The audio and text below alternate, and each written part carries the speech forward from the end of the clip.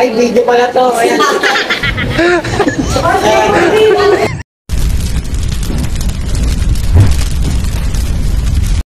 What's up mga kalumlum? Welcome to Lumaga Vlog. Sakay ako ng tricycle papuntang sentro at ako ay babiyahe ulit pabalik ng Manila. Hindi nagtagal at nandyan na ang bus na sasakyan ko. Ayan, Antonina. Ayan nga at in-inspect na ng konduktor ang trip ticket ko.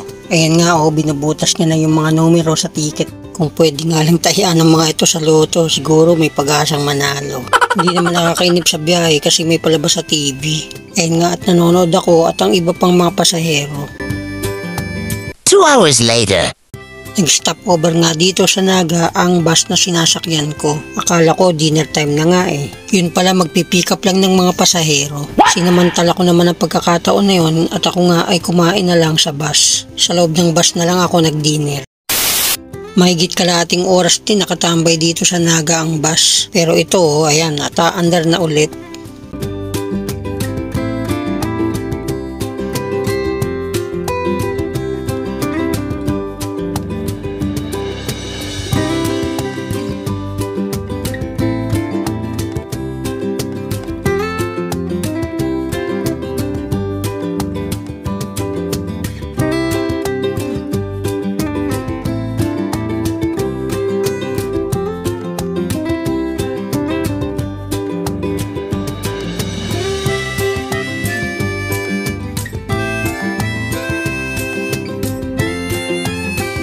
Three hours later.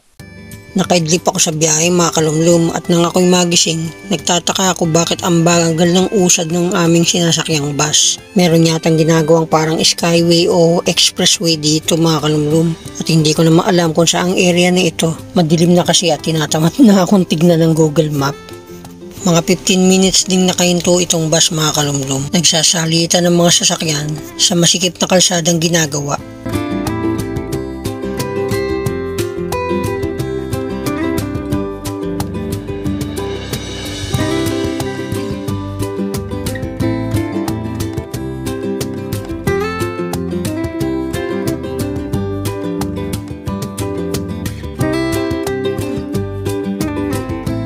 Five hours later. Hindi ko na masasabing ito ang second stopover mga kalumlum. Pag alis kasi sa Naga ay maraming hinto rin ang bus na nasakyan ko. Pahinto-hinto kasi panay ang pick up pa rin ng mga pasahero. Mga pasaherong magbabiyahe rin pa Manila.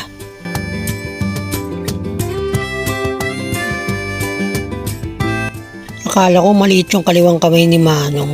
Iba pala yung nagpapaatras sa bus.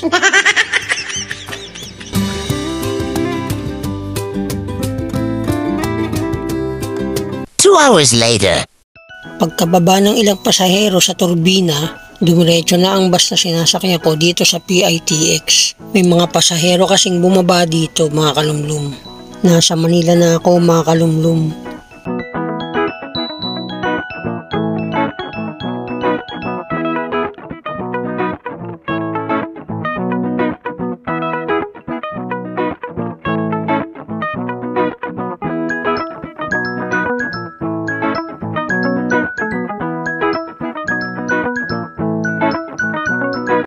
Wala na akong katabi sa bus at malapit na rin akong bumaba.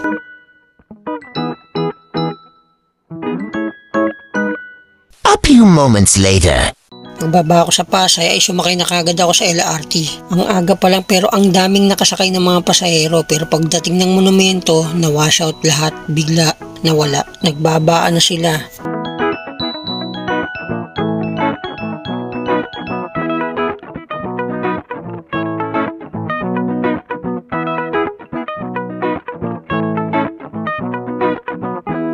Malapit na ang LRT sinasakyan ko sa Roosevelt Station. Doon kasi ako bababa mga kalumlum. Hindi nagtagal at bumaba na rin ako dito sa LRT train mga kalumlum. 2 weeks later. Araw ng linggo, nagsimba muna ako mga kalumlum dito sa may Project 7 sa Christ the King Parish Church. Napaaga ako ng dating, hindi ko kasi alam kung anong eksaktong oras ng misa sa hapon dito sa Christ the King Parish Church. Ayan at nagpa-practice na sa pag-awit ang mga choir, ang mga kabataang choir dito sa loob ng simbahan. Maganda ang simbahan na ito mga kalumlum.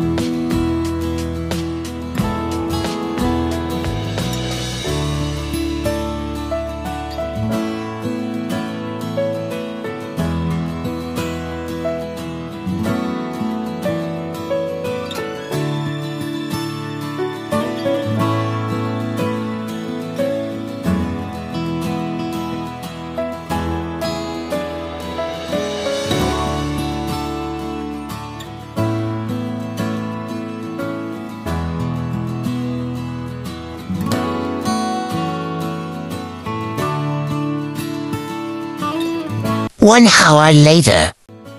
Kakatapos lang ng misa mga kalumlum at ako ay didiretso na pupunta ng Walter Mart. Punta muna ako rito mga kalumlum, book sale.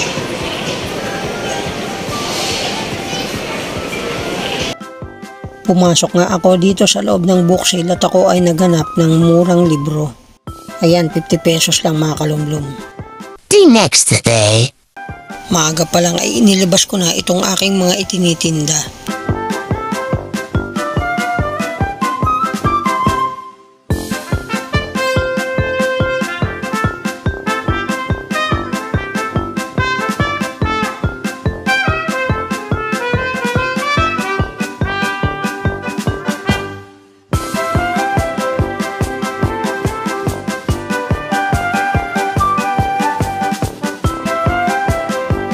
Mga kalumlum, ito yung bumili nitong ginawa kong basket ng Donald Kit.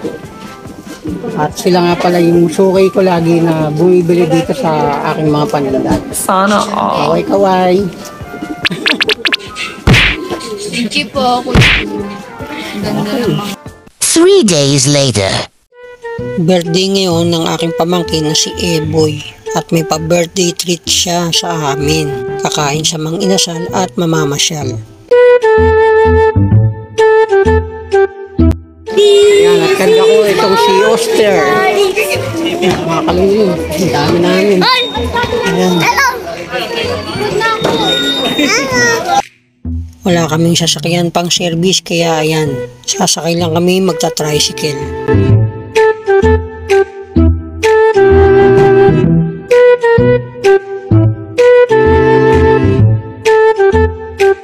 A few moments later. Nandito muna kami sa Mang Inasal.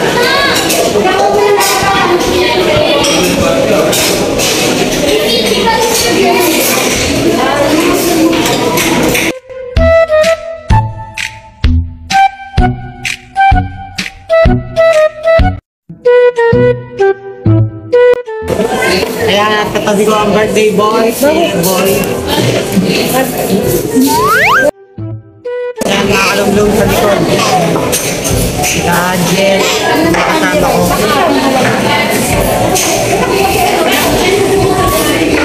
Si Aaron.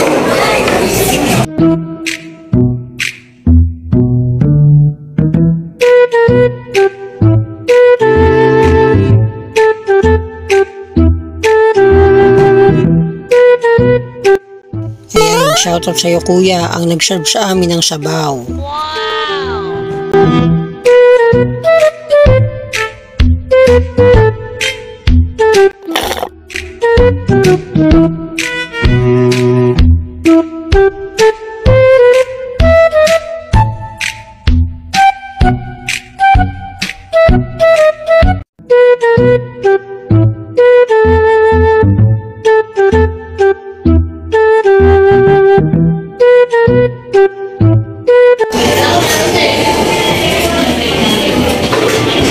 Mang Inasal crew.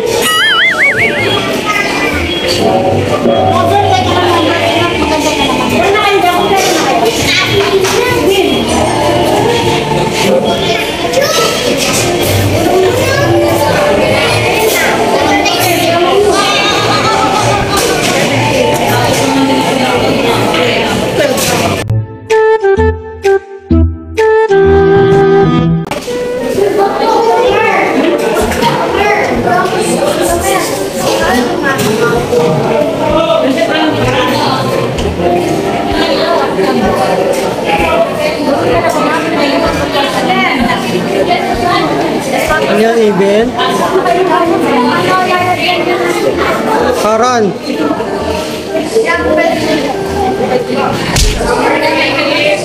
Dental.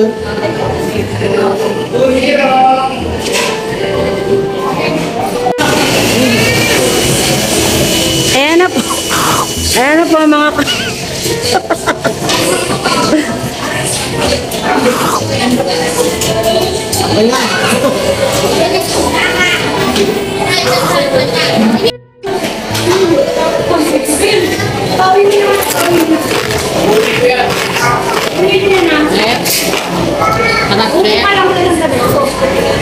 Ate lang yan, Jeff, balutin. Ito lang to, buto.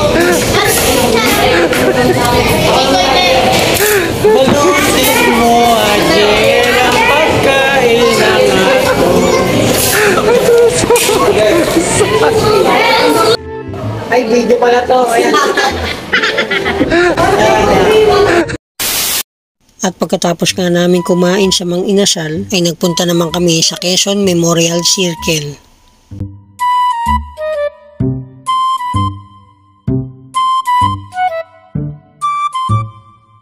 At ayun nga mga kalumlum, nandito na kami sa Quezon Memorial Circle.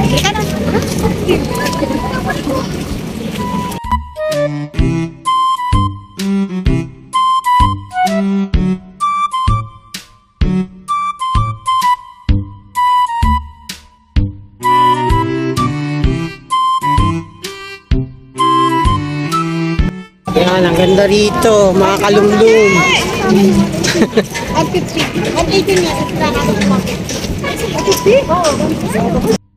Ang bata oh, masanay pa kay Eko. Alam ko yan eh. Masanay pa sa'yo. Mag-bike eh.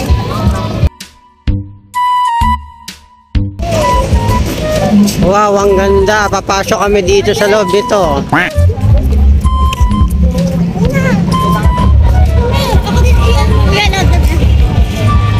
Sayaw ka, Eko, sayaw.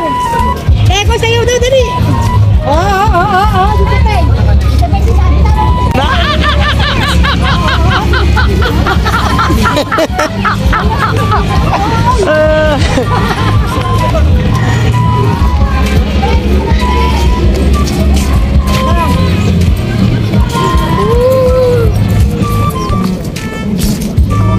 Christmas fair.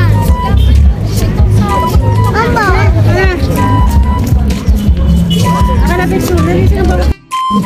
Ay, ang ganda.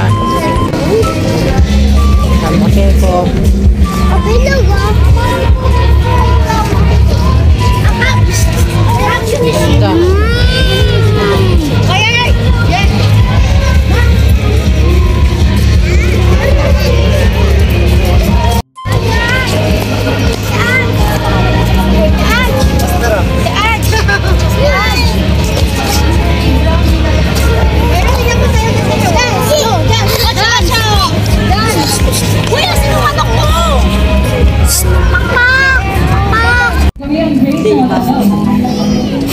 Ginagawa mo.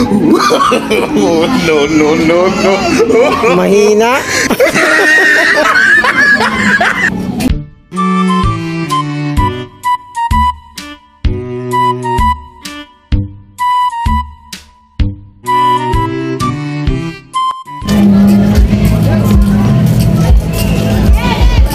Ang ganda. Ito ako sa center.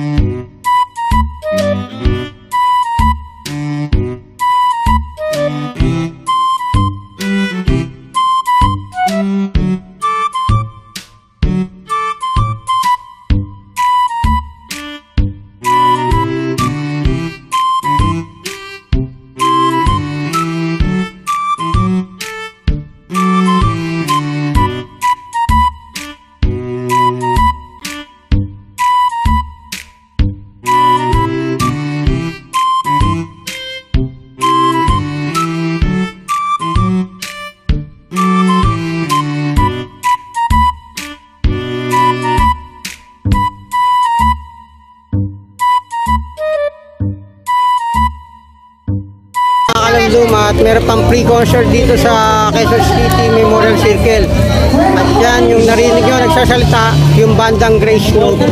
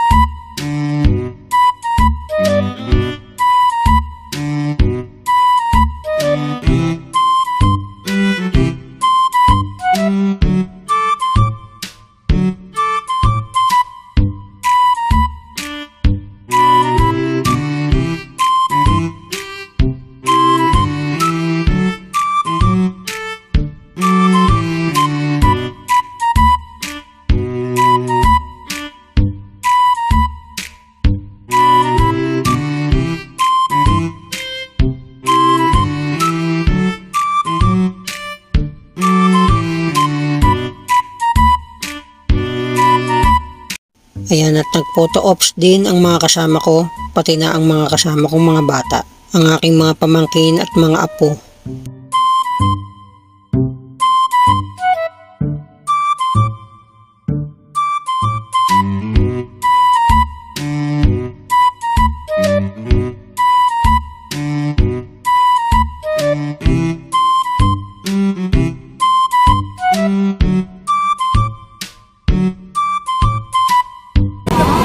So guys, we're going back to SM North because Circle of Fun is already closed. Oh, okay. Nagpunta rito, sarado pala yung pupuntahan pasyalan. Tumatawa siya, oh, hi guys! Say hi guys! Mabuti na lang mga kalunglong, gabi kami pumunta rito kaya may attraction ng mga ilaw display. Pero kung umaga kami pumunta at nalaman namin yung sarado na pala, matagal na yung Circle of Fun, wala kaming magandang mapupuntahang view rito. Yung Memorial Circle lang sa gitna. Ayun, dahil epitail kami sa Circle of Fun, sarado na pala. Mag-SM North na lang kami mga kalunglong. A few moments later. Nagpunta na lang kami sa SM North dahil nga ang Circle of Fun ay matagal na palang close. Sakay kami ng escalator ni Aster.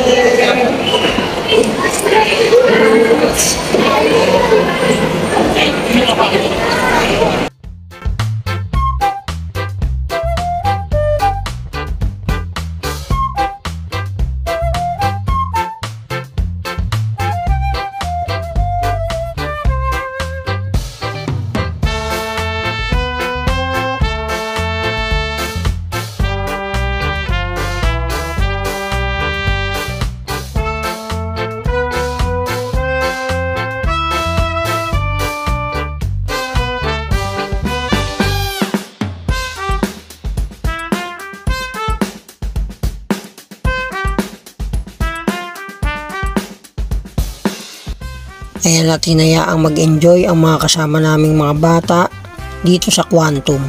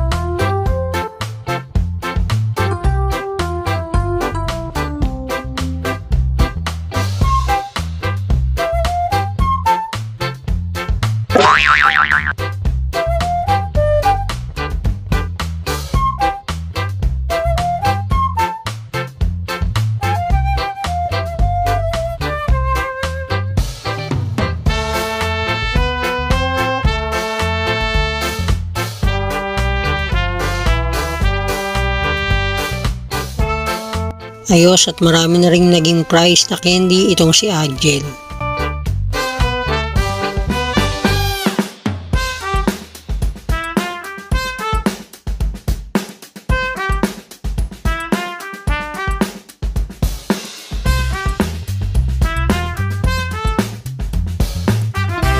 Yan, nandito kami sa may labas lang sa playground dito sa SM North.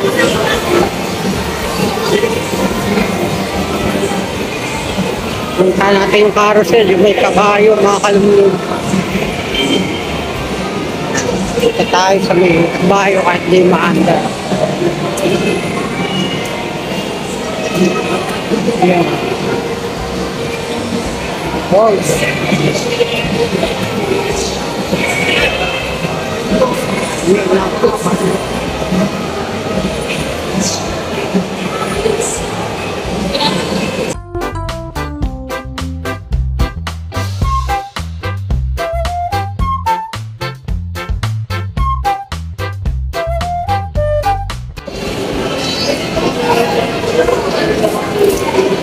Ay, no lang.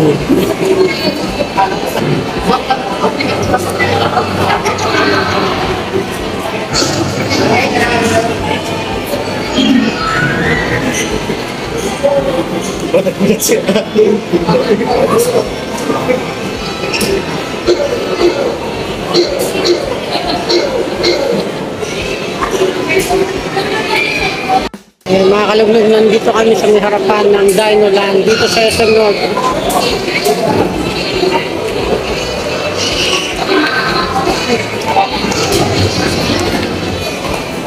Laking dinosaur, okay?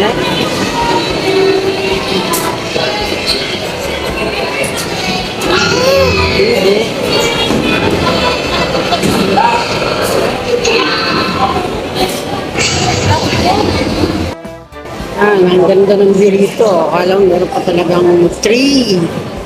Ayan. Tree. Na kami mga kalungkong.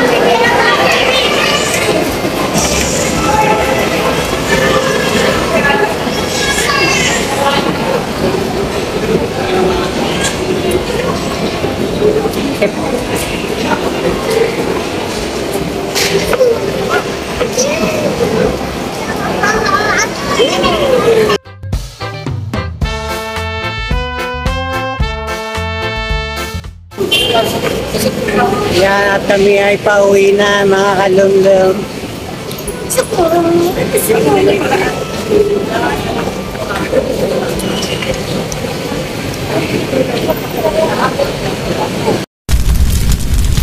Welcome to our channel, Lumaga Vlog. Don't forget to subscribe.